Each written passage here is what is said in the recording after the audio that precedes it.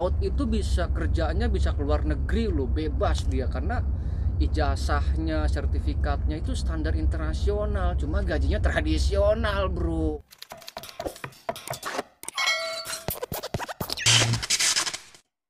Bismillahirrahmanirrahim.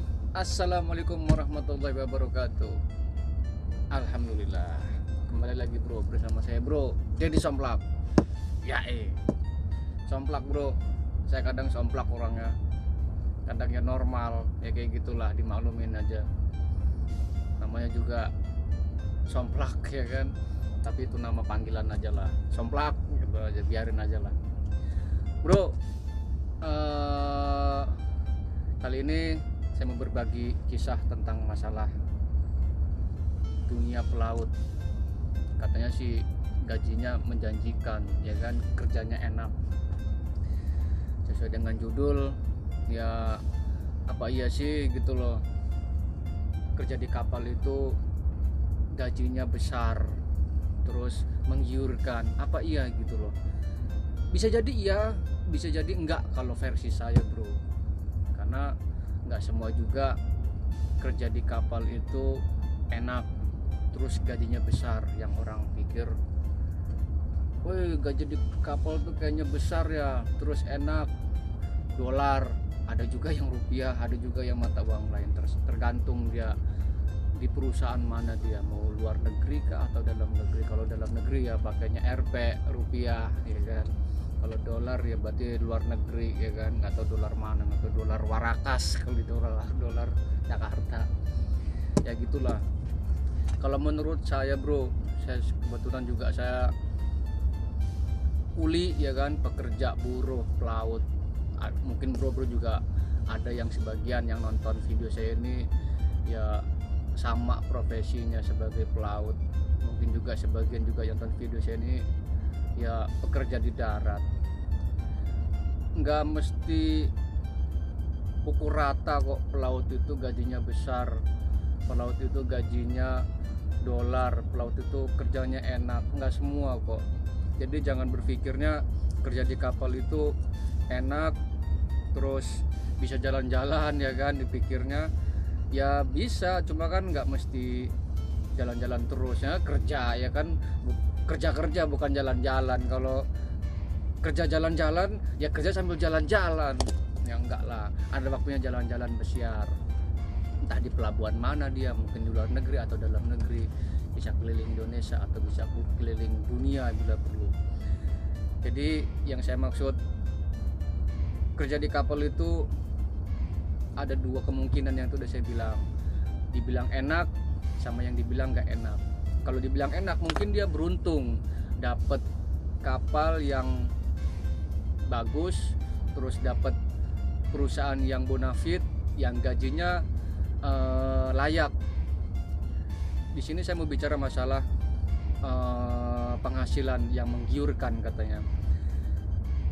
Jangan salah bro ya, saya sebagai pelaut Indonesia asli ya kan, pribumi Indonesia, pelaut INA, itu saya belum pernah tahu gitu loh bro, ada standarisasi upah pelaut Indonesia khususnya.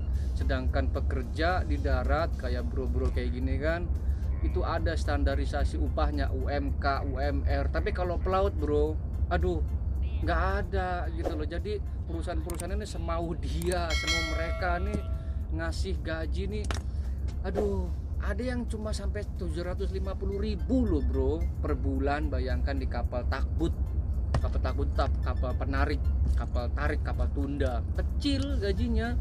Ada yang nggak nyampe 2 juta per bulan bro, miris kan gitu loh.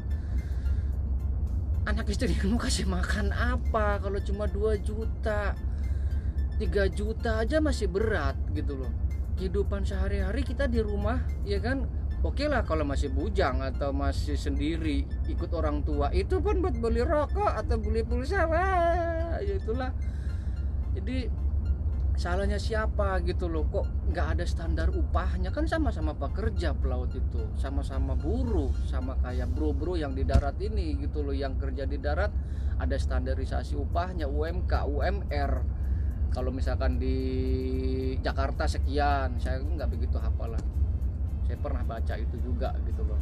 Itu peraturan gubernur itu yang mengeluarkan langsung dari Menteri Dalam Negeri langsung gitu, pemerintah yang ngasih. Tapi kalau untuk pelaut sendiri nggak ada bro, padahal pelaut itu bisa kerjanya bisa keluar negeri loh, bebas dia, karena ijazahnya, sertifikatnya itu standar internasional, cuma gajinya tradisional bro, jangan salah gitu loh. Ya enak gitu loh, enak makan di kapal gratis, padahal itu memang bukan masalah gratisnya atau apa, memang itu sudah kewajiban perusahaan, tetap dikasih makan ya, uang makan ya kan. Cuma gajinya ini gitu loh, ada yang parah 1 juta 2 juta, itu yang kelas mungkin bawahan lah, rating atau EB oiler. Ada juga gitu loh yang bagus perusahaan dalam negeri ini, termasuk juga di luar negeri dikatakan nggak semuanya bagus kok gitu loh. Saya pernah juga join di perusahaan Malaysia, Singapura, ya sama aja gitu loh, ada yang bagus ada yang nggak bagus, nggak mesti dipukul rata semua itu bro, nggak bisa gitu loh. Ya mungkin bro juga yang kerja di kapal kayak saya gini paham ya kan, janganlah pukul rata, wih kerja di kapal enak gajinya besar, nggak juga kok. Karena saya ngalamin dari tahun 2003 saya dulu, 2005 terus sampai sekarang 2020, apa ya, kayak naik turun gitu loh penilaian saya terhadap upah pelaut Indonesia ini. Memang nggak ada standarnya kok, nggak ada standarisasinya, nggak ada gitu loh. Pemerintah entah nggak berani, pengusaha juga nggak tahu gimana. Nah di situ, di sisi nggak enaknya gitu loh. Kecuali yang saya bilang tadi, kalau dibilang di sisi enaknya, ya sisi enaknya mungkin yang beruntung aja lah, sama kayak pekerja di darat. Pekerja di darat ada UMK jelas gitu loh, nggak enak memang itu standar upahnya, tapi kenyataannya pekerja di darat aja masih ada kok perusahaan-perusahaan yang menggaji ya kan, pekerja-pekerja di darat yang nggak standar dengan UMK gitu loh, atau UMR kan, itu dia gitu loh. Itu pun sebetulnya ya melanggar gitu loh, nggak boleh. Itu jelas-jelas yang sudah ada aturannya, masih aja ada pengusaha, perusahaan yang masih aja ngasih upahnya, gajinya itu masih di bawah UMK atau UMR.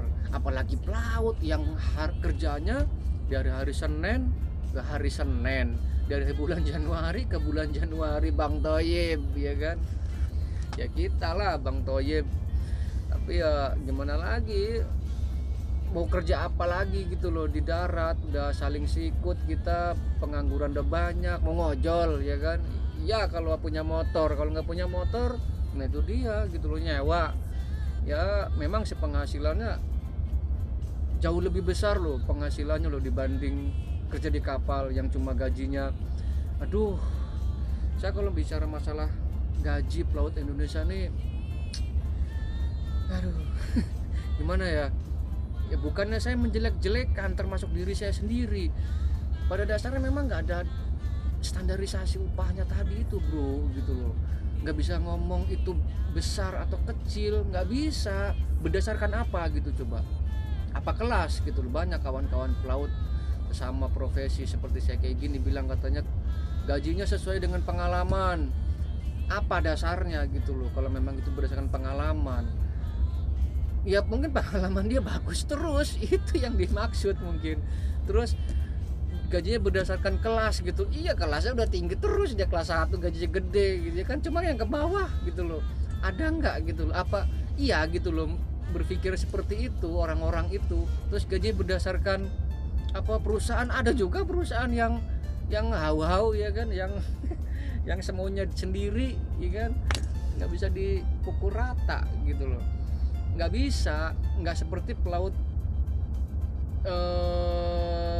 Filipin kuat gitu loh ya bro. Juga kawan-kawan pelaut khususnya banyak yang menilai, oh pelaut Filipin itu kuat-kuat bersatu, ya memang seperti itu gitu loh. Saya juga pernah kumpul kerja dengan mereka dalam satu kapal, ya memang kenyataan seperti itu. Dan ngobrol, share kita, sharing, saya ngobrol, mereka memang dipayungi hukum serikat pekerja yang kuat gitu loh, dan memang dasarnya pun orangnya mindsetnya ini, pola pikirnya nih mau bersatu gitu loh. Kalau kita pelaut ini, aduh, mungkin bro-bro yang di darat dipikirnya kerja di kapal itu enak, ya mungkin karena bro sendiri belum merasakan gitu loh. Tapi nggak juga itu jadi penghalang. Mungkin saya di sini bukan berarti saya menjelek-jelekan kerja di kapal nggak enak sebenarnya, bukan gitu loh. Ada juga yang beruntung, yang dari akademi, yang dari apa, yang mungkin sudah kelas perwira, yang dari akademi aja belum tentu. Ada kok yang kelasnya dari akademi justru malah susah nyari kerja, justru malah gajinya lebih kecil dibanding ijazah yang bukan dari perwira, bukan dari akademi. Dia dapat penghasilannya yang lumayan, gajinya di luar negeri atau dalam negeri. Ada juga kok EB atau oiler yang jabatannya paling rendah ini, atau waper gajinya 5 juta atau 7 juta bahkan di dalam perusahaan dalam negeri. Itu perusahaan-perusahaan yang bonafit pastinya gitu loh ya. Jadi nggak bisa dikatakan itu sama rata, beda gitu loh. Kalau pekerja di darat jelas-jelas ya tadi itu gitu loh, sudah ada standarisasi upahnya, ada UMK atau UMR. Kalau pelaut nol ya kan, nggak ada gitu loh. Jadi jangan salah berpikir, weh orang kapal banyak duitnya, malu bro. Kalau jujur kalau saya nih, kalau yang bilang wih duitnya banyak ya, malu gitu loh.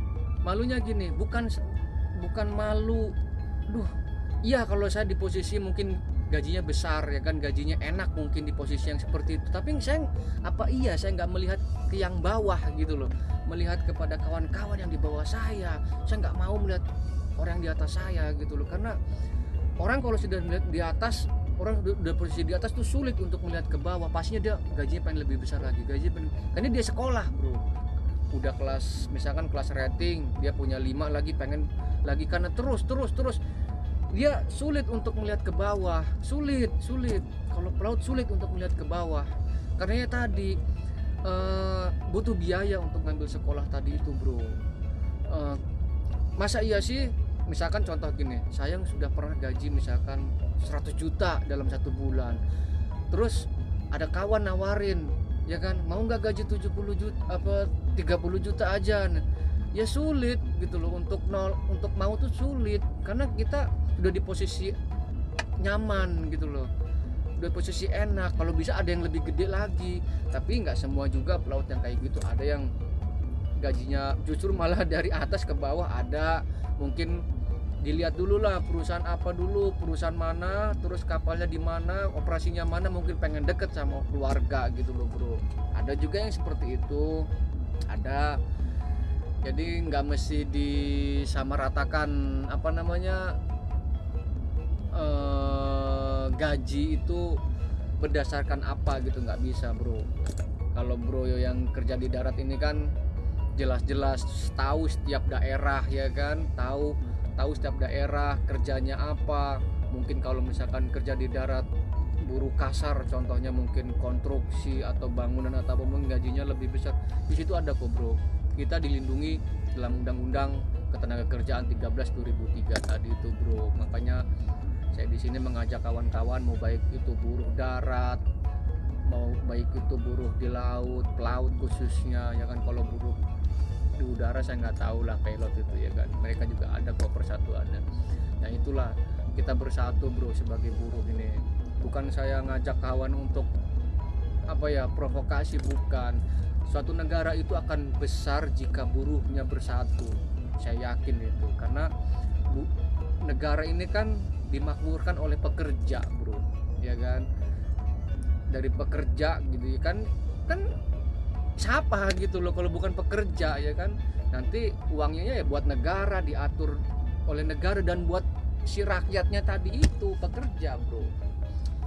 Oke bro ya, gitu aja dari saya. Mungkin sedikit pemahaman, sedikit ya cerita-cerita lah bro, bahwa memang pada dasarnya bekerja di kapal itu katanya menggiurkan, upahnya gajinya besar. Jangan salah bro, ternyata tidak. Itu aja bro dari saya bro.